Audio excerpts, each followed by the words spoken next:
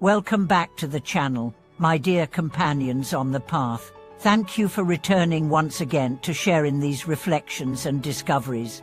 Every time we meet here, we explore not just ideas but ways of living more intentionally, more gently, more in line with the nature of mind and heart. Today, we'll explore something so simple it might seem impossible, yet its simplicity is precisely what makes it powerful. Here's our question today. Can reciting just one Buddha name each day truly bring both merit and wisdom? You may have heard the teaching before. Just recite the name of Amitabha Buddha, and you'll be blessed with both merit and awakening. To the untrained ear, it sounds like superstition. To the modern mind, it might even sound lazy. One phrase a day, how could that possibly lead to spiritual transformation? But let's slow down and really consider what this practice means, not just on the surface, but in its depth, its origin, and its inner logic. Because within this seemingly simple act lies a universe of insight. Let's begin with context. The practice of reciting the Buddha's name, Amo Amituko, is one of the foundational pillars of Pure Land Buddhism. But this isn't about blind repetition. It's about invoking a consciousness, aligning with a vow, and awakening the nature of enlightenment already present within you. In Mahayana teachings, Amitabha Buddha is not just a being. He's a field of energy, of light, of boundless compassion. His vow was this, that any sentient being who sincerely calls upon his name, even as little as 10 times, with faith and aspiration, will be embraced by his light and guided toward awakening. This sounds poetic, but what does it mean practically? Let's imagine this through a story. There was a woman named Mai, a single mother working long hours to support her 2 children. Her life was full of chaos: school runs, night shifts, pills, loneliness. She had no time for long retreats, no energy for academic study. But one day, while visiting a friend in the hospital, she heard the phrase, Omo Amitufo, whispered by an old nun passing by. Something stirred in her. That night, lying in bed, she whispered it once, Namo Amitufo. She didn't understand it completely, but she kept repeating it, softly, before sleep. Something about it gave her comfort, a sense of presence. Days turned into weeks, and this one sentence became her anchor. What changed? Her circumstances didn't shift overnight. Her bills didn't disappear. Her workload remained heavy. But her heart softened, her patience grew, her reactions slowed. She began to notice small moments of beauty, a smile from her child, a breeze through the window, the quiet strength in her own breath. This, dear friends, is transformation. Not because the words are magical, but because her intention, her presence, and her sincerity activated the deep energies behind those words. When we say Namo Amitufo, we are not just making sound, we are aligning ourselves with the vow of unconditional compassion and infinite light. We are invoking a reminder, I am not alone, I am not separate from wisdom. I am held, and I am being guided. For now, why is even one recitation so powerful? Because the entire structure of Buddhist practice rests on the principle of mind. If your one recitation is filled with awareness, faith, and heartfelt connection, it carries more weight than thousands done in distraction. Think of it like this: one drop of pure medicine is more effective than a bucket of impure water.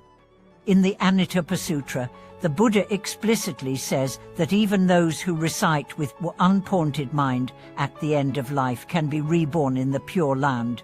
So if even in the final moment, one sincere call matters, how much more so does it matter now? The key is sincerity.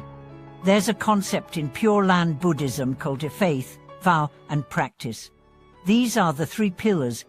Faith is the trust that Amitabha Buddha's vow is real, that you are never abandoned, that your call is heard even if your mind is clouded.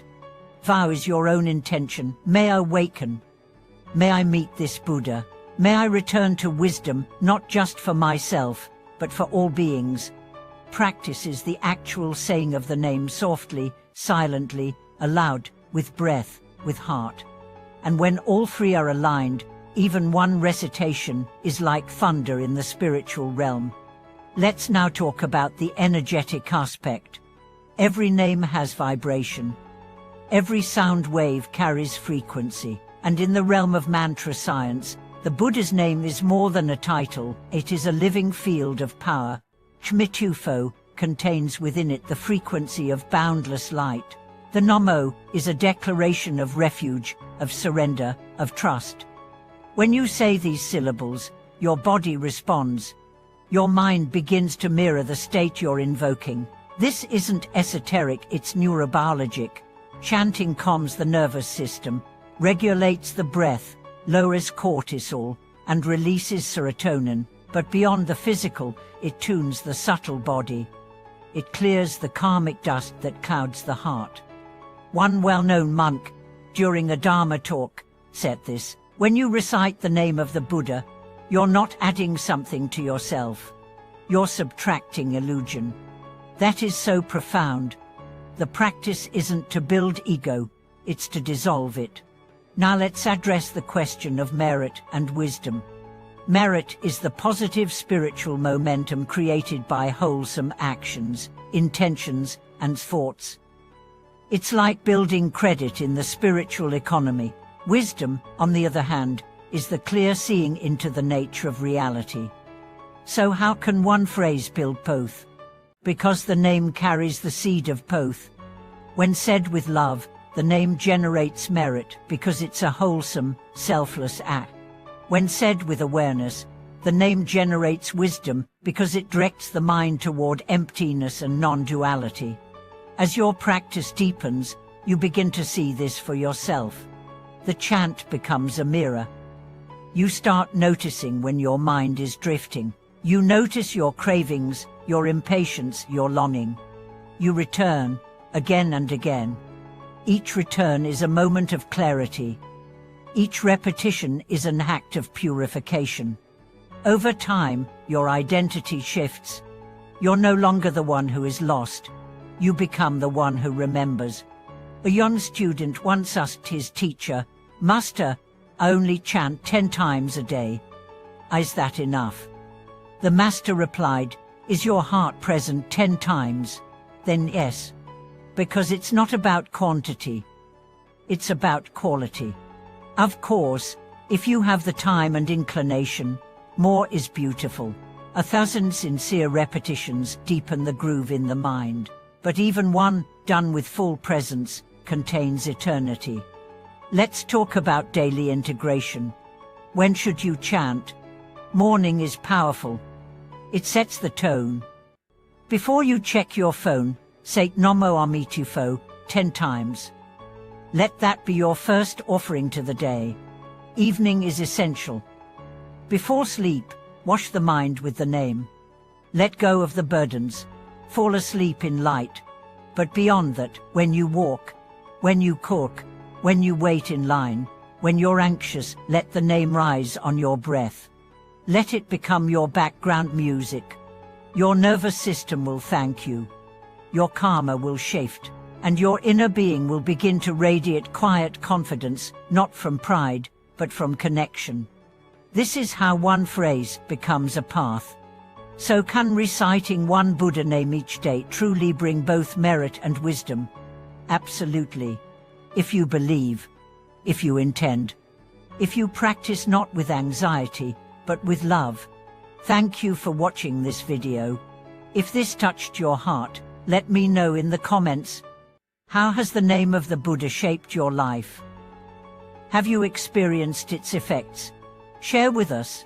Please subscribe, like, and share this with someone who feels too busy or too broken to practice. Let them know just one chant, said with sincerity, can be enough. Until next time, may your heart be soft, your voice steady, and your path lit with infinite light.